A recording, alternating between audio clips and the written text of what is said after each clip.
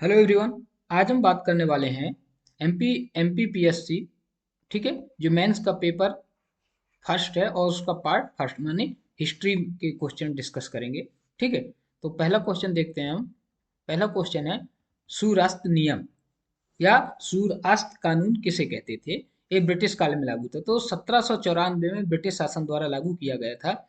इसमें प्रावधान किया गया था कि निर्धारित तिथि के सूर्यास्त तक भू राजस्व नहीं चुकाने पर संबंधित जमींदारी नीलाम कर दी जाएगी। यानी कोई जमींदार है और उसको कहा गया कि आप 5 तारीख तक 5 बजे तक अपना भू राजस्व पूरा दोगे, और यदि वो नहीं दे पाएगा तो उसकी जमींदारी निरस्त कर दी जाती थी। तो इसको बोलते हैं सूरास्त नियम, कि निर्धारित तिथि के सूर्यास्त तक भू राजस्व न चुका पाने से जमींदारी को नीलाम कर देना, यानी किसी और को जमींदारी दे देना। स्थायी बंदोबस्त के अंतर्गत इसको लागू किया गया था, और इसका प्रभाव था, क्या प्रभाव था? जमींदारों का ब्रिटिश विरोध। यानी इन कानूनों की वजह से जमींदार ब्रिटिश के विरोधी हो गए थे, तो ये ध्यान रखना है। अगला है हमारा, इसके बाद आप देखें, धन निकासी का सिद्धांत बहुत महत्वपूर्ण है। और धन निकासी के सिद्धांत को किसने दिया? तो सबसे पहले हम देखेंगे कि इसका प्रतिपादन दादा भाई नौरोजी ने किया था 1867 में। इंग्लैंड डेब्ट टू इंडिया, ठीक है, 1867, ये आपको ध्यान रखना है, दादा भाई नौरोजी। इसमें क्या उन्होंने कहा था कि भारतीय धन का बिना किसी प्रतिफल विदेशी गमन, ये इसकी आप डेफिनेशन समझ सकते हो। धन निकासी का मतलब ये होता है कि भारतीय धन संपदा का विदेश में जाना और उसके बदले भारत को कुछ भी प्राप्त नहीं होना, इसको बोलते हैं धन निकासी। भारतीय धन का बिना किसी चीज के प्राप्त होने के विदेश में जाना, कुछ उसके बदले में ना मिलना, और तब भी भारतीय धन संपदा का विदेश में जाना। दादा भाई नौरोजी ने इसका प्रभाव क्या बताया? भारतीय दरिद्रता यानी भारतीय गरीबी बढ़ रही थी और भारत का आर्थिक शोषण हो रहा था लगातार, तो धन निकासी का सिद्धांत है। ये साधन क्या है, यानी किन किन माध्यम से धन की निकासी हो रही थी? तो जो गृह व्यय था उसके माध्यम से विभिन्न कर्मचारियों अधिकारियों को वेतन भत्ते पेंशन, कंपनी के शेयर धारकों को लाभ। जैसे कोई भी कंपनी है, मान लो रेलवे का विकास करना है, तो रेलवे को जो रेलवे पटरी जो कंपनी बिछाती थी उसकी लाभांश की गारंटी पहले से दे दी जाती थी कि आपको इतना परसेंट लाभांश मिलेगा, और वो पैसा कौन था? भारतीय धन था। तो धन निकासी के सिद्धांत में इतनी चीजें याद रखना। दादा भाई नौरोजी ने दिया, 1867 में दिया, और ये इसके तरीके थे गृह व्यय, वेतन भत्ते, और कंपनी के शेयर धारकों को लाभांश के माध्यम से भारतीय धन भारत से विदेश में जा रहा था, तो आपको ध्यान रखना है।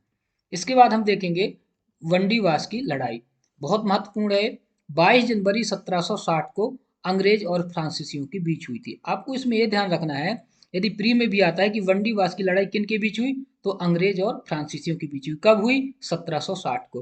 परिणाम क्या हुआ? आयरकूट के नेतृत्व में अंग्रेजी विजयी रहा और फ्रांसीसी क्या हुए? पराजित हुए। इस पराजय के पश्चात भारत में फ्रांसीसी शक्ति सीमित हो गई, बहुत महत्वपूर्ण है। बंडीवास के युद्ध में फ्रांसीसी पराजित हुए, और तृतीय आंग्ल कर्नाटक युद्ध में भी आपको ध्यान रखना है कि जो आंग्ल कर्नाटक युद्ध हुए थे उनकी भी वजह फ्रांसीसी ही थे। हुए मैसूर के साथ थे, लेकिन वजह फ्रांसीसी ही थे, तो आपको एक चीज ध्यान रखना है। इसके बाद हम बात करेंगे अगले क्वेश्चन पे, सहायक संधि। बहुत महत्वपूर्ण क्वेश्चन है, इससे भी एग्जाम में आता है। ठीक है, तो सहायक संधि के बारे में आपको पता होना चाहिए कि अंग्रेजों द्वारा भारतीय रियासतों के साथ की गई संधि होती थी। यानी जो ब्रिटिश कंपनी थी या ब्रिटिश प्रशासन था वो भारतीय देशी राज्यों के साथ सहायक संधि करता था, और उसमें कौन से प्रावधान डाले जाते थे? ऐसे प्रावधान डाले जाते थे जिससे ब्रिटिश को फायदा हो और भारतीय राज्य कमजोर होते जाए। तो इसमें क्या किया गया? उस जो भी राज्य, भारत की जो भी रियासत होती थी, जो भी राज्य होता था, अंग्रेजों से सहायक संधि करता था, उसके बदले में ब्रिटिश सेना को संरक्षण देना होता था। यानी उस राज्य में, सहायक संधि करने वाले राज्य में ब्रिटिश सेना रखनी पड़ती थी। एक दूसरा, सेना हेतु ब्रिटिशों को व्यय, जो राज्य ब्रिटिश सेना रखता था उसके लिए खर्चा भी देता था। यानी भारतीय राज्य सेना भी रखेगा अंग्रेजों की और उसके लिए खर्चा भी देगा। भारतीय रियासत में ब्रिटिश रेजिडेंट होता था, और इसके अलावा आप ये ध्यान रखिए कि जब उसने ब्रिटिश सेना रख ली तो अपनी सेना का विकास ही नहीं करेगा। तो प्रारंभ सर्वप्रथम इसका डुप्ले ने किया था, जो फ्रांसीसी गवर्नर था, लेकिन इसको सही तरीके से लागू किया ब्रिटिश कालीन बेलेजली द्वारा। तो ये चीजें हैं, यदि चालू करना है तो डुप्ले के द्वारा, और ठीक तरीके से लागू करना है तो बेलेजली द्वारा। सबसे रियासतें जो सहायक संधि स्वीकार किया थी, उन रियासतों के नाम है अवध, पेशवा, मैसूर और तंजौर आपको याद रखना है। इन रियासतों ने सहायक संधि स्वीकार की। सहायक संधि की आपको प्रावधान है ब्रिटिश सेना का संरक्षण, सेना हेतु ब्रिटिश को व्यय देना और भारतीय रियासत में ब्रिटिश रेजिडेंट को रखना। तो आपको इतनी चीजें क्लियर रहनी चाहिए, ठीक है। उसके बाद हम बात करेंगे मोपला विद्रोह, बहुत महत्वपूर्ण है। 19वीं सदी का एक कृषक विद्रोह है जो 1866 से 1921 के बीच है।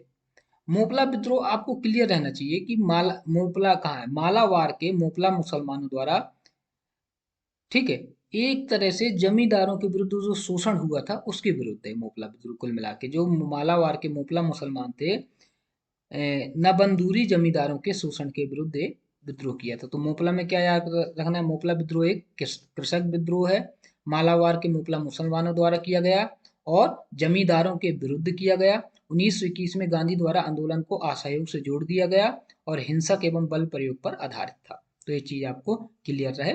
तो इनमें से 2-3 पॉइंट यही कि एक पहला कृषक विद्रोह, दूसरा मुसलमानों का विद्रोह है, तीसरा जमींदारों के विरुद्ध है, चौथा असहयोग आंदोलन से गांधी ने जोड़ा और हिंसा और बल प्रयोग, ठीक है। अगला देखते हैं हिंदुस्तान सोशलिस्ट रिपब्लिक एसोसिएशन, बहुत महत्वपूर्ण है ये, ठीक है।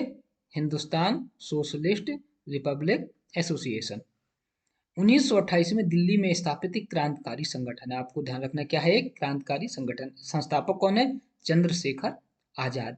इसकी विचारधारा क्या थी इस संगठन की, हिंसक एवं बल प्रयोग से अंग्रेजों को खदेड़ना एवं समाजवादी गणतंत्र की स्थापना करना, बहुत महत्वपूर्ण है। अंग्रेजों को भगाओ और समाजवादी गणतंत्र की स्थापना करो। इसमें योगदान क्या रहा, सेंट्रल लेजिस्लेटिव बम कांड हुआ इसी में, और सैंडर्स की हत्या की गई क्रांतिकारियों के द्वारा। जो सेंट्रल लेजिस्लेटिव में जो बम कांड हुआ था और सैंडर्स का हत्याकांड जो हुआ था वो हिंदुस्तान सोशलिस्ट रिपब्लिक एसोसिएशन के क्रांतिकारियों के द्वारा किया गया था। ये चीज आपको मालूम होना चाहिए, ठीक है। इसके बाद हम बात करेंगे कि गांधी ने किस आंदोलन के संदर्भ में कहा था कि मैं घुटने टेक कर रोटी मांगी थी और बदले में मुझे पत्थर मिला। ये भी बहुत महत्वपूर्ण है, ये प्री में भी आ सकता है और मेंस में तो 3 नंबर में आ ही सकता है, ठीक है। तो आप इसको देखिए, सबने अवज्ञा आंदोलन के दौरान नमक सत्याग्रह पर गांधी ने कहा था कि मैंने घुटने टेक कर रोटी मांगी थी, बदले में मुझे पत्थर मिले, बहुत महत्वपूर्ण है। तो किस, इतना भी आ सकता है प्री में कि मैंने घुटने टेक कर रोटी मांगी थी, किसका स्टेटमेंट है, तो महात्मा गांधी जी का है। और किस संदर्भ में है, सबने अवज्ञा आंदोलन के दौरान नमक सत्याग्रह के समय। अगस्त प्रस्ताव के बारे में आप देखिए, 1940 में वायसराय लिनलिथगो द्वारा प्रस्तावित किया। अगस्त प्रस्ताव कब आया, 1940 में, वायसराय लिनलिथगो। उद्देश्य क्या था, द्वितीय विश्व युद्ध में भारतीयों का सहयोग प्राप्त करना, ठीक है। भारतीय, क्योंकि भारतीयों ने घोषणा की थी, कांग्रेस ने घोषणा की थी कि हम द्वितीय विश्व युद्ध में शामिल नहीं होंगे, अंग्रेजों का सपोर्ट नहीं करेंगे, इसीलिए लालच देने के लिए अगस्त प्रस्ताव लाया कि आप द्वितीय विश्व युद्ध में हमें सहयोग प्रदान करें, हम आपकी मांगों को पूरा करेंगे। तो इसमें क्या प्रावधान था कि युद्ध के पश्चात, यानी द्वितीय विश्व युद्ध जब खत्म हो जाएगा, मतलब ब्रिटिश ने कहा कि आप हमें युद्ध में सहयोग करो, और जब युद्ध समाप्त हो जाएगा द्वितीय विश्व युद्ध, तो हम क्या करेंगे, युद्ध पश्चात प्रतिनिधि मूलक संविधान सभा का निर्माण किया जाएगा। बहुत महत्वपूर्ण है कि यदि जब युद्ध खत्म हो जाएगा तब हम एक संविधान सभा का निर्माण करेंगे। भारत का शासन ऐसे वर्ग को नहीं दिया जाएगा जिसका विरोध कोई शक्तिशाली वर्ग कर रहा हो, यानी शासन सत्ता भी ऐसे लोगों को नहीं हम देंगे जिसका एक वर्ग विरोध कर रहा हो, ठीक है। ये दो प्रमुख प्रावधान आपको अगस्त प्रस्ताव के मालूम रखना है कि हम प्रतिनिधि संविधान सभा का निर्माण करेंगे और ऐसे किसी वर्ग को भारत की सत्ता नहीं देंगे जिसका भी एक ज्यादा वर्ग विरोध कर रहे हैं। तो ये बहुत महत्वपूर्ण है, वो आपको मालूम होना चाहिए। इसके बाद हम देखते हैं बिरसा मुंडा जी के बारे में भी एग्जाम में आ सकता है, ठीक है। तो देखते हैं, बिरसा मुंडा, मुंडा विद्रोह के जनक एवं आदिवासी क्रांतिकारी, बहुत महत्वपूर्ण है, आपको मालूम होना चाहिए। बिरसा मुंडा आदिवासियों की क्रांतिकारी है। योगदान क्या है, 1899 में मुंडा विद्रोह, इसको उल गुलान क्रांति भी कहा जाता है, बिल्कुल आप इसको ध्यान रखें। मुंडा विद्रोह भी वही है, उलगुलान क्रांति भी यही है, छोटा नागपुर क्षेत्र में हुआ था 1899 में। फिर 1900 में क्या हुआ, इनको गिरफ्तार कर लिया गया और इनकी हैजा से मृत्यु हो गई। इनका जन्म जनजाति गौरव दिवस के रूप में मनाया जाता है, कब होता है, 15 नवंबर। बहुत महत्वपूर्ण ये सारी डेटें, 15 नवंबर आपको मालूम हो, जनजातीय गौरव दिवस मालूम हो आपको, और उलगुलान और एक क्रांतिकारी, आदिवासियों की क्रांतिकारी। खिलाफत आंदोलन की यदि हम बात करें तो 1919 से 1920 के बीच हुआ। खिलाफत आंदोलन कब हुआ?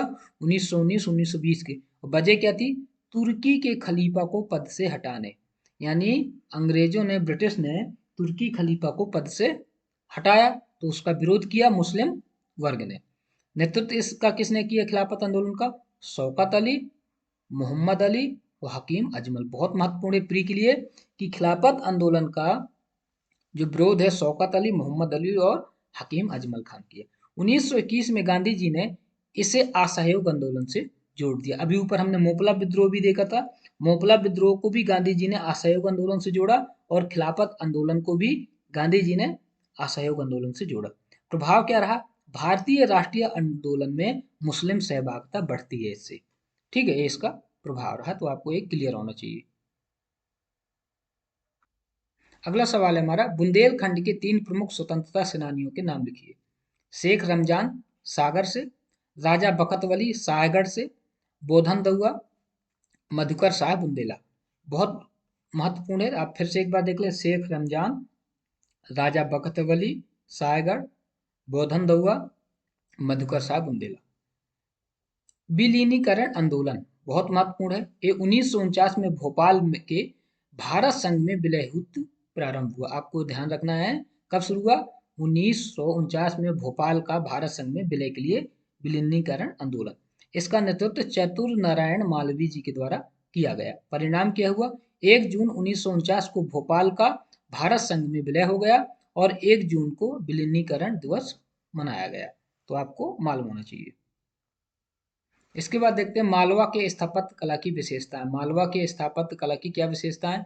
तो पहली है राजपूत एवं अफगान कला शैली। मांडू में जो धार में है, जो मालवा क्षेत्र है, वहाँ की जो शैली है वो राजपूत और अफगान शैली का प्रभाव दिखाई देता है। तालाबों एवं फव्वारों का प्रयोग हुआ जहाज महल में। तालाब और फव्वारा शैली, लाल बलुआ पत्थर और संगमरमर। तो मालवा स्थापत्य कला में ये बहुत महत्वपूर्ण है तीनों पॉइंट, कि राजपूत और अफगान शैली का प्रभाव, तालाब और फव्वारों का उपयोग और लाल बलुआ पत्थर एवं संगमरमर का प्रयोग किया गया है मालवा स्थापत्य में। उसके बाद हम बात करें कि भारत में कितने विश्व धरोहर स्थल है। ये तो संख्या आप देख लेना, ये चेंज होता रहता है। बाकी जो बांटा गया है धरोहर स्थलों को, वो सांस्कृतिक होते हैं, प्राकृतिक होते हैं और एक मिश्रित है कंचनजंगा। इसको मिश्रित श्रेणी में रखा गया है। बाकी सांस्कृतिक और प्राकृतिक, तो आप इनको करंट में स्टेटस चेक कर सकते हैं। आखिरी है 64 योगिनी मंदिर, बहुत महत्वपूर्ण है। खजुराहो में स्थित प्राचीनतम मंदिर है। विशेषता इसकी ग्रेनाइट से निर्मित है, पश्चिम समूह में स्थित है, शाक्त परंपरा से संबंधित है और इसके अतिरिक्त जबलपुर में भी एक 64 योगिनी का मंदिर है। तो 64 योगिनी मंदिर खजुराहो में और जबलपुर में ग्रेनाइट पत्थर से और पश्चिम समूह में, जो वहाँ मंदिर समूह है उसमें पश्चिम में स्थित है। तो ये 3 मार्कर अपने कंप्लीट हुए। इसके बाद देखेंगे हम 6 मार्कर।